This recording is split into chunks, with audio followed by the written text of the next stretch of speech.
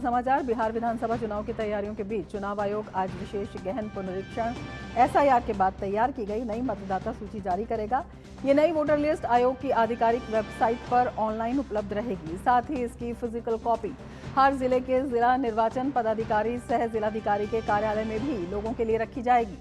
राजनीतिक दलों को भी इस सूची की कॉपी उपलब्ध कराई जाएगी। इस बार की अंतिम मतदाता सूची में करीब 7.3 करोड़ मतदाताओं के नाम दर्ज होने की संभावना है।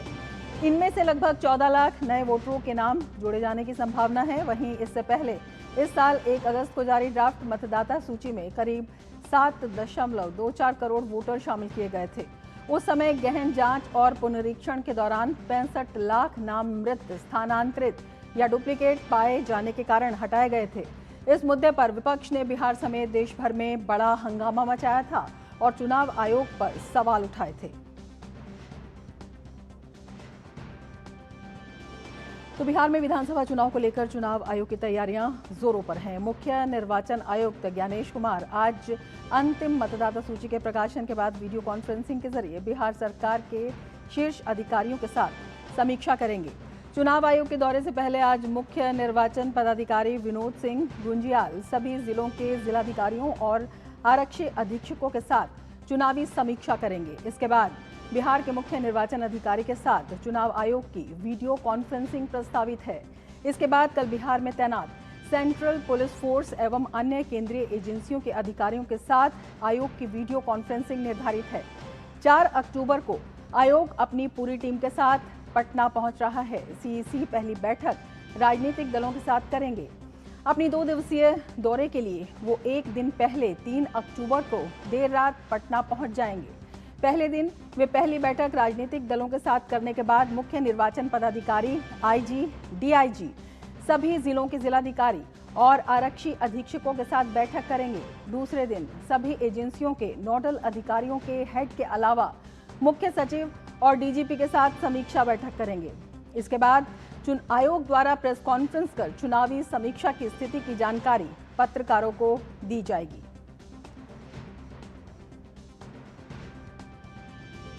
तो तमाम गहमी पर और अधिक जानकारी के लिए हमारे साथ पटना से जुड़ रहे हैं हमारे संवाददाता मधुरेश, आज नई वोटर लिस्ट जारी कर दी जाएगी, क्या कुछ तैयारियां हैं और किस तरह की ट्रांसपेरेंसी इससे आएगी?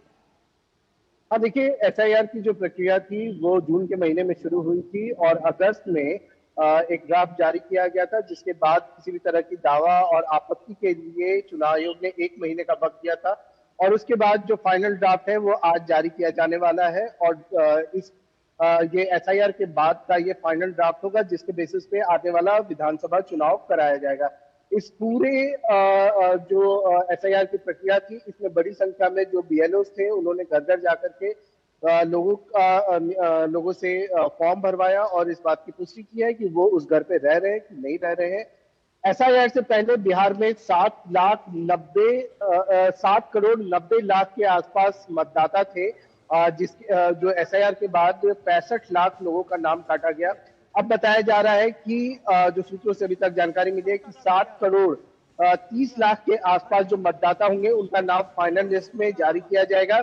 इसमें 14 लाख के आसपास नए मतदाता के नाम शामिल किए गए हैं, जिन्होंने फॉर्म 6 भरा है और जो चुनाव की तैयारी है वो निश्चित रूप से चुनाव आयोग के द्वारा लगातार की जा रही है। बैठकों का दौर जारी है और आज भी जो मैराथन बैठक है वो 2 हिस्सों में 2 पार्ट में किया जा रहा है।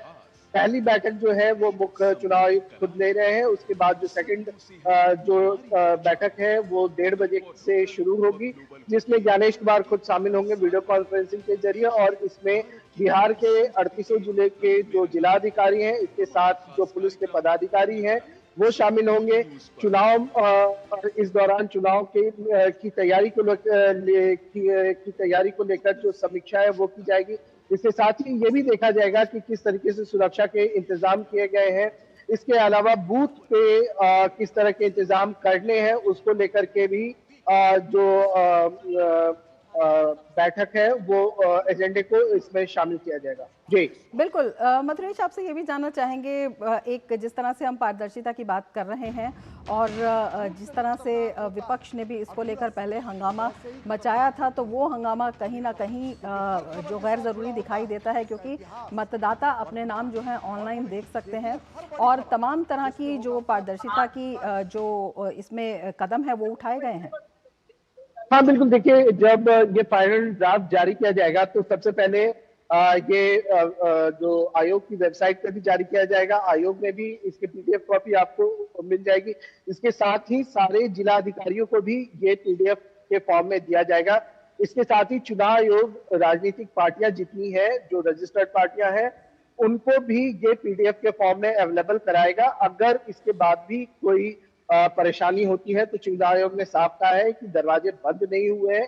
किसी भी दावे या किसी भी आपत्ति के लिए वो मुख्य निर्वाचन आयोग के पास में शिकायत कर सकते हैं। अगर वहां पे समाधान नहीं होता है तो वो उसके आगे भी शिकायत कर सकते हैं। तो तमाम जो चुनाव आयोग की तरफ से जो फैसिलिटीज है वो लोगों को दी जा रही है। इसके पहले भी जब ड्राफ्ट मतदाता सूची जारी किया गया था तो 1 महीने का वक्त दिया गया था लोगों को कि किस तरह की उनकी दावेदारी है या आपत्ति है कि उनका नाम कट गया है लेकिन वो उसी एड्रेस पर रहते हैं। तो पूरा का पूरा 1 महीना और 30 दिन का वक्त उनको दिया गया था। इस 30 दिन के बीच में जो कैंप स्थापित किए गए थे उसमें 1 दिन की भी छुट्टी नहीं थी। किसी सरकारी छुट्टी के दिन वहां पे काम बंद नहीं हुआ।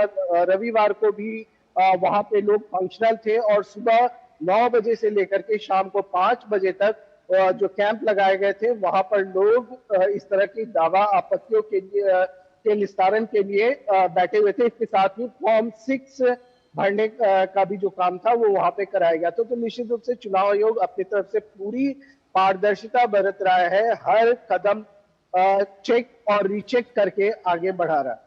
बिल्कुल।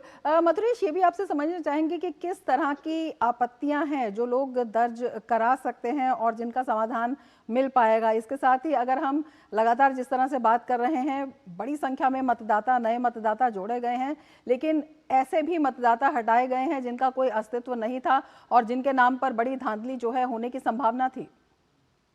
देखिए, मसलन अगर बात करें, अब आपत्तियां जो अगर कोई प्रोड्यूस करता है तो ये जो फाइनल मतदाता सूची है ये आने वाले विधानसभा चुनाव के लिए जारी की गई है और आने वाला जो विधानसभा चुनाव है वो इसी बेसिस पे कराया जाएगा। लेकिन इसके बाद भी अगर कोई आपत्ति इस तरह की दर्ज कराता है तो चुनाव आयोग उसको रेक्टिफाई करने की कोशिश करेगा और अगर किस तरह की नाम एड ऑन करवाना होगा तो वो अब मतदान के बाद ही एड ऑन कराया जा सकेगा, क्योंकि इस मतदाता सूची में बार बार परिवर्तन करने से जो आने वाला विधानसभा चुनाव है वो प्रभावित होने की उसकी संभावना है। इसलिए जो आज जो फाइनल ड्राफ्ट जारी किया जाएगा, जो फाइनल मतदाता सूची जारी की जाएगी, उसी पे विधानसभा चुनाव बिहार का अगला करवाया जाएगा।